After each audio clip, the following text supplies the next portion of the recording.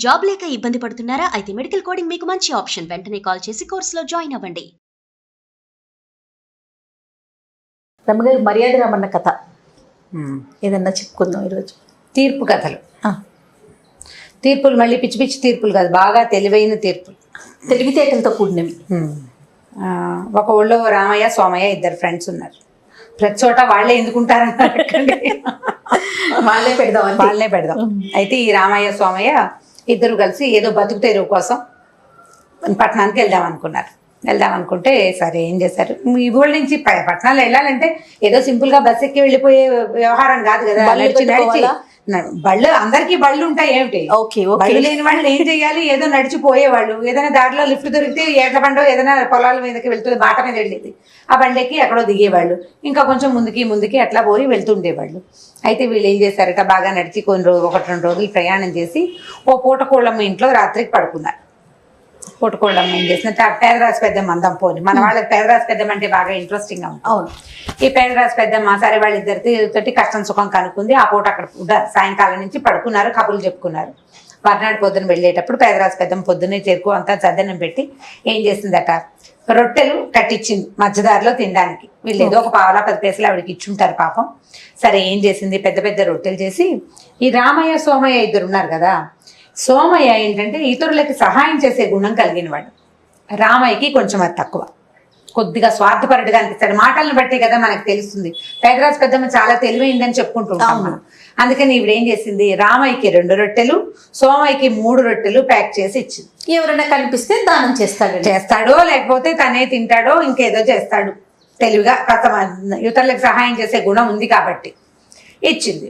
సరే వీళ్ళు బాగా నడిచి మొత్తానికి ఓ చెరువు దగ్గర ఎక్కడికో చేరారు. మధ్యాహ్నం ఓ చోట కూర్చున్నారు. రొట్టెలు తీసి చూసేసరికల్లా, చూసారా పేదరాజు పెద్దమ్మ, నాకు 2 పెట్టి మీకు 3 పెట్టిందంటే ఏ స్వామి అన్నాడు, దాందేముంది పంచుకుని తిందాంలే, ఏదో యథాలాపంగా పెట్టుంటుంది. ఒకటే దాంట్లో మూట కడితే ఒక మనిషే మోయాల్సి వస్తుందని 2 చిన్న మూటలు కట్టింది, ఇచ్చింది.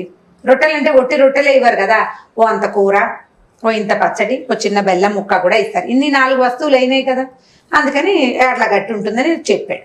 ఈ లోపల ఏమైంది, దూరం నుంచి ఒక అతను ఎవరో వస్తుంటే సరే ఏమండి ఏ ఊరు ఏంటి మాట్లాడుకుంటారు కదా బాటసార్లు, అక్కడెక్కడి నుంచో వస్తున్నానండి, వచ్చే దారిలో డబ్బంతా పోయింది, ఏమీ లేదు, ఈ పక్క ఊర్లో మా స్నేహితుడు ఒకడున్నాడు, సాయంత్రానికి చేరగలనో లేదో అని చెప్పాడు. అనేసరికల్లా ఇతను అన్నాడు, డబ్బులు ఎప్పుడు పోయినాయి ఏమిటి కనుక్కున్నారు. నిన్నే పోయినాయి డబ్బులు అంటే, అతని దగ్గర ఏమీ డబ్బు లేదు, నిన్నంతా తినుండాడు పాపం. ఇలా అన్నారు. ఇతను ఈ సోమయ్య గారే అన్నాడు, అయ్యో మీకు నిన్నటించే డబ్బులు లేకపోతే మీరు ఏం తిన్నారోనండి, మాతో కూర్చోండి కలిసి తిందాం, మా దగ్గర ఏవో ఉన్నవే 4 రొట్టెలు ఉన్నాయి అనుకోండి, 5 రొట్టెలు ఉన్నాయి, పంచుకుని తిందాం, మాతో పాటు తినండి అని అన్నారు. అయితే ఇతను ఏమన్నాడంటే, డబ్బులు పోయినాయంటే మరీ పోలేదండి, ఏదో కొద్దిగా ఉన్నాయండి, పెద్ద అమౌంట్ పోయింది, నిన్న తిన్నాను, నాకు పెద్ద ఆహారం అక్కర్లేదండి, కొద్దిపాటి డబ్బులు ఉన్నాయి, 2 దాచుకున్న డబ్బు ఉంది, పెద్ద అమౌంట్లు పోయినాయి, సామాన్లు పోయినాయి అన్నాడు. అనేసరికల్లా సరే పంచుకుని తిందామన్నారు. 3 పంచుకుని తిన్నారు. అతను ఏం చేశాడు, ఇప్పుడు వీరు తను వెళ్ళవలసిన ఊరు దగ్గరలోనే ఉందని వీళ్ళ వల్ల తెలుసుకున్నాడు. అంటే చీకటి పడకుండానే తను ఆ ఊరికి చేరిపోతాడు. అక్కడ ఒక స్నేహితుడు ఉన్నాడు, తనకు కావాల్సిన సహాయం పూర్తిగా దొరుకుతుంది, రాత్రికి భోజనం దొరికేస్తుంది, తన ఇంటికి వెళ్ళడానికి బండి గిండి కూడా దొరికేస్తాయి, ఫ్రెండ్ ఇంటికి వెళ్ళిపోతాయి. అతను ఏం చేశాడు, రొంటినున్న 5 కాసుల్ని వీళ్ళ చేతిలో పెట్టాడు. బాబు ఇది ఉంచుకోండి, మీరు పట్టణం వెళ్ళాలి కదా, మీకు కూడా ఆహారానికి ఉండాలి, నాకేం భయం లేదు, మా ఫ్రెండ్ ఊరు పక్కనే కాబట్టి నేను వెళ్ళిపోతాను, ఇంకా నా దగ్గర 1 కాసు ఉందని 5 కాసులు వీళ్ళ చేతిలో పెట్టాడు. అప్పుడు ఏం చేశాడు ఈ స్వామయ్య గారు, 2 కాసులు ఎత్తి రామయ్య చేతిలో పెట్టాడు. నీవి 2 రొట్టెలు, నావి 3 రొట్టెలు, నీ 2 రూపాయలు ఇవ్వగో, నా 3 రూపాయలు నేను తీసుకుంటాను అన్నాడు. రామయ్య అన్నాడు, అదేమిటి, చేరిసగం పంచుకుని తిన్నాం కదా, నీకు 2.5, మన ఇద్దరికి కలిపి ఆయన 5 రూపాయలు ఇస్తే నీకు 3 నాకు 2 ఎలా వస్తాయి, పేదరాజు పెద్దమ్మ చేసినట్టు చేయడానికి వీల్లేదు, 2.5 చేయమన్నాడు. అనేసరికల్లా ఈ సోమయ్య గారి కూడా మంచివాడే కానీ అతను ఒళ్ళు మండింది. ఇదేం మాట, ఆయన ఉచితార్థం ఏదో ఇచ్చాడు, మనం రొట్టెలు అమ్ముకోవాలి, మనకు ఉపయోగపడుతుందని ఇచ్చాడు, నా దగ్గర రొట్టెలు ఎక్కువ ఉన్నాయి. మీ ఇద్దరు వాదించుకున్నారు, వాదన అయ్యింది. మీరు ఇలా ఎప్పుడంతే మీ ఊళ్ళలో న్యాయాలు ఉండవు, మీకంతా ఇలాగే చేస్తారని వాళ్ళు ఏముంది, ఒక మాట తీయగా మాట కదా, అక్కర్లేని మాటలు చాలా వస్తాయి ఇలా పోట్లాడుకునేటప్పుడు. సరే ఏమైంది, పోట్లాడుకుంటూ ఓ సాయంకాలానికి ఊరు చేరారు. ఒక ఊరు చేరేసరికల్లా ఆ ఊళ్ళో ఒక వాకిట్లో కూర్చుని మళ్ళీ వాదన మొదలుపెట్టారు. మొదలు పెట్టేసరికల్లా ఆ ఇంట్లో ఉన్న ఆవిడ బయటకు వచ్చి ఏమిటి అయినా బాధించుకుంటున్నారని, ఏదో ఒక లెక్క తెగట్లేదమ్మా అంటే, అదేమిటి ఏ తెగని ఎక్కడా తెగని లెక్కల్ని ఎడతెగని లెక్కల్ని కూడా తీర్చేందుకు రామన్ గారు ఉన్నారండి మా ఊళ్ళో, మర్యాద రామన్న దగ్గరికి వెళ్ళండి, ఆయన క్షణంలో తేల్చేస్తాడు అని చెప్పాడు. చెప్పేసరికల్లా సరే ఏమైంది, మర్యాద రామన్న దగ్గరికి వెళ్ళారు.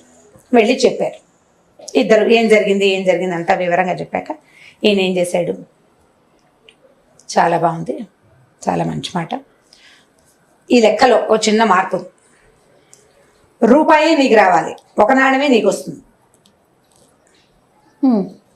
నీకు ఎక్కువ నాణ్యాలు నీకు రావడానికి కుదరదు అనేసరికి అతను ఒప్పుకోరు. అదేంటండి సగం సగం రావాలి, పోనీ నాకు 2 తనకు 3 కాకుండా నాకు 1 రూపాయి ఎందుకు వస్తుంది అని అనేసరికల్లా, కాదు మీరు ఎలా తిన్నారు రొట్టెలు అంటే, ఇప్పుడు మా దగ్గర 5 రొట్టెలు ఉన్నాయి, 5 రొట్టెల్ని ఒక్కోదాన్ని 3 ముక్కలు చొప్పున చేసుకున్నారు, 15 అయినాయి. ఎలా పంచుకుని తిన్నారు, తలా ఒక 5 తిన్నారు కదా, తలా ఒక 5 తింటే ఇప్పుడు నీ 2 రొట్టెల్ని ముక్కలు చేస్తే ఎన్ని ముక్కలు అయినాయి, 3 చొప్పున 6 ముక్కలు అయినాయి. 5 ముక్కలు నువ్వే తిన్నావు, 5 ముక్కలు నీ దాంట్లో నువ్వే తిన్నావు, నీ దగ్గర మిగిలింది ఎంత, ఒకటి.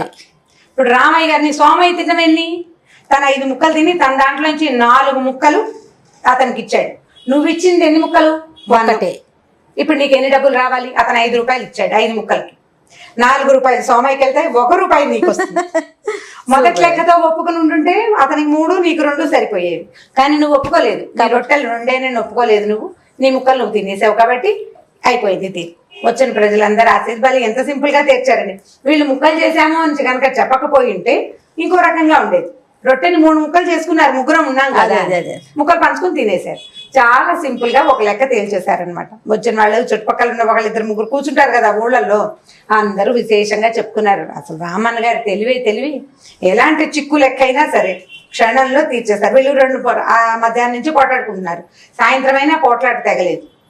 ఆయనకి ఇందులో ఏదో ఒక తిరకాల్సి ఉంది, లెక్కలో తేడా ఉందని సోమయ్యకి తెలుస్తోంది, కానీ ఆ ధర్మ సూక్ష్మం అతనికి అర్థం కాలేదు. విన్న అవతల వ్యక్తి కంటే రామన్న గారికి ఈ క్లారిటీ వచ్చేసింది అనమాట. సో వెంటనే ఈ ఊళ్ళో వాళ్ళందరూ ఆయన చాలా మెచ్చుకున్నారు.